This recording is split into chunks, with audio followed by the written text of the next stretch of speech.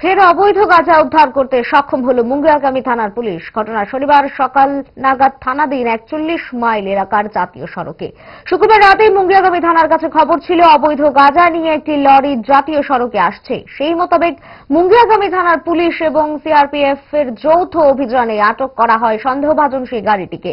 গাড়িটি আটক করার পর তাতে তল্লাশি চালিয়ে ৫৭টি প্যাকেটে প্রায় ৫৭০ কেজি অবৈধ গাঁজা উদ্ধার করে পুলিশ, যার বাজার মূল্য আনুমানিক ১,১৪,০০,০০০ টাকা হবে বলে জানা যায়।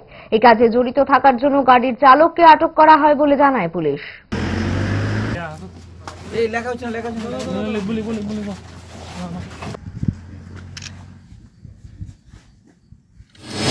আজকে সকালে আমরা নাকা চেকিং স্টাফ সবসময় আমরা রুটিন ওয়াইজ চেকিং করা হয় এই ৪১ মাইল নাকা পয়েন্টে।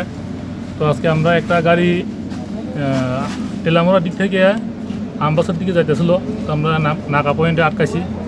আটকানোর পরে ড্রাইভারের কাছে কাগজপত্র দেখছি, গাড়ি চেক করার পরে গাড়িটা আমরা একটা সিগারেট চেম্বার পাওয়া গেছে, যেটা গাড়ির পিছন বডি সাইডটা পুরাটা আলাদা একটা লোহার সিট দিয়ে পুরা বক্স বানাই না। তো এরপরে আমরা ড্রাইভারের জিজ্ঞাসা করার পরে ড্রাইভার এই বিষয়ে কোনো সতর্ক দিতে পারে নাই।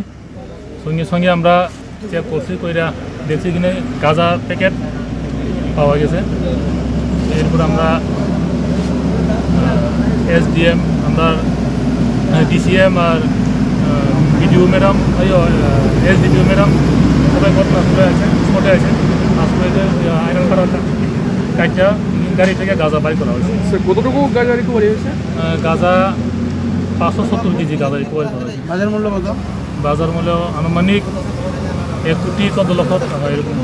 গ্যাস, অম্বল, গলা, বুক জ্বালা ও পেটের অন্যান্য সমস্যার থেকে সুরক্ষিত থাকতে ব্যবহার করুন গ্যাসনল।